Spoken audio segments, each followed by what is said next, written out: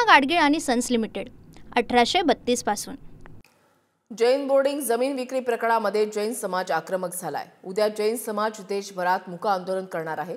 मुरलीधर मोहोळ यांनी आश्वासन दिलं असलं तरी त्यांच्यावर जैन समाजाचा विश्वास नाही असं जैन मुनी म्हणाले। दुसरीकडे या प्रकरणामध्ये रवींद्र धंगेकर सुद्धा आक्रमक झालेत। पाहूयात एक रिपोर्ट।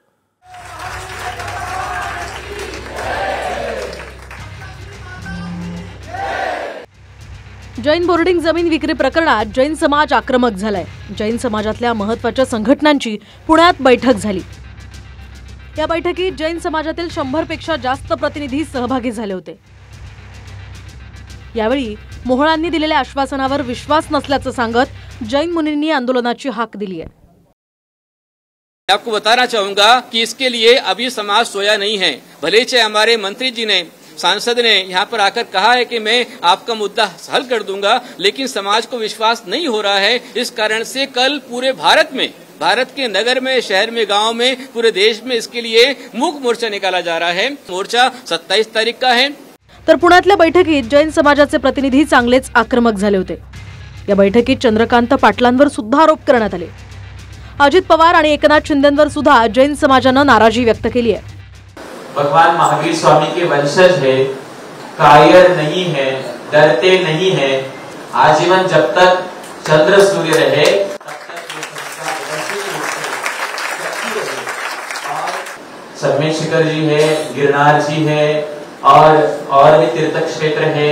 मुंबई का विले पार्ले है या नांदनी मठ की धातनी है या ये एचएनटी संस्था है। अब तो आंखें खोल दो माताजी ने। मैं कह रहा हूँ ये संस्था तो ठीक है, अब हमारे साधु लोगों को भी बेच दिया जाएगा, हमारे अस्मिताओं को बेच दिया जाएगा। ऐसे चुप रहने से कुछ काम नहीं होने वाला है। यहाँ के अभी तो शर्म की बात है कि जो यहाँ के पालक मंत्री हैं उनको पहले आना चाहिए था पालन करने के लिए, पर अभी तक उनको पता भी नहीं चला है। जबकि मैंने उनको भी आह्वान किया है, मैंने सीएम को आह्वान किया है तो सीएम ने अपना एक्शन लिया है। उनके एक्शन पर ही हमें लगता है कि शायद ये 8 दिन का स्टे आया है, उन्होंने समझा है जो भी किया हो।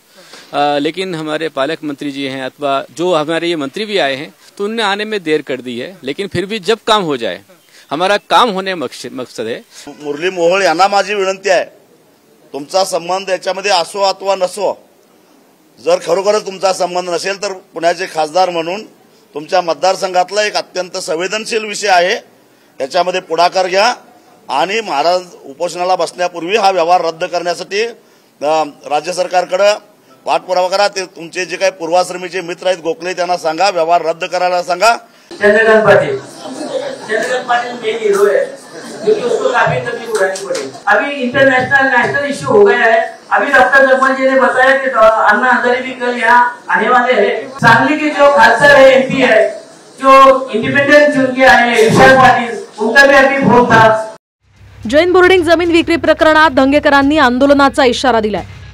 धंगेकरांनी मोहोळांविरोधात पंतप्रधान मोदींनाही पत्र लिहिलंय। सोमवारपर्यंत जैन बोर्डिंगची जागा ट्रस्टच्या ताब्यात दिली नाही तर मंगळवारी बॉम्ब टाकणार असं धंगेकर म्हणाले। जोपर्यंत लोकशाहीच्या माध्यमातून ही लढाई लढणार आहे आणि लढतोय, मी पुरावे टाकतोय। अजून माझ्याकडे प्रचंड पुरावे आहेत।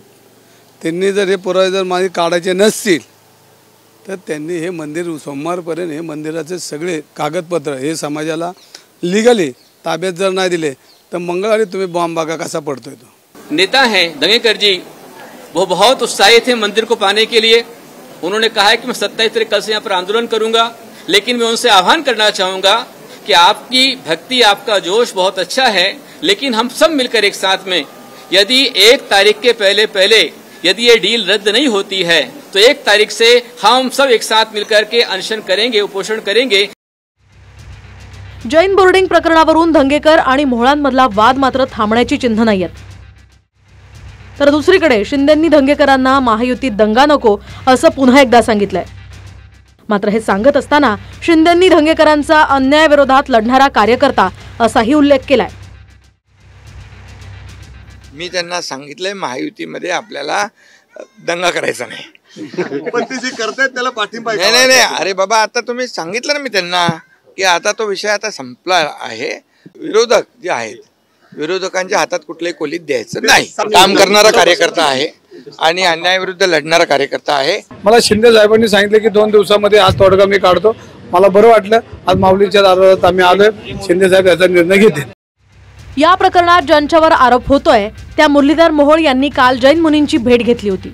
जैन मुनींवर उपोषणाची वेळ येणार नाही असं आश्वासन मोहोळांनी दिलं होतं. तर आज मोहोळांनी मंत्री चंद्रकांत पाटलांचीही भेट घेत बंद दाराआड चर्चा केली आहे. जैन बोर्डिंग जमीन व्यवहार रद्द होण्याच्या हालचाली आता सुरू आहेत. तर 28 ऑक्टोबरला धर्मादाय आयुक्तांसमोर या प्रकरणाची सुनावणी होणार आहे. बोर्डिंगच्या जमिनीवर पुणे महापालिकेनं दिलेल्या बांधकामाच्या परवानग्या सुद्धा रद्द होण्याची शक्यता आहे. जैन बोर्डिंग विक्रीचा मुद्दा आता तापलाय. जैन समाजानं देशव्यापी आंदोलनाची हाक दिली आहे. त्यामुळे हा व्यवहार रद्द होणार का हेच पाहावं लागणार आहे. Bureau report TV9 Marathi. Poona Gadgil आणि सन्स लिमिटेड 1832 पासून.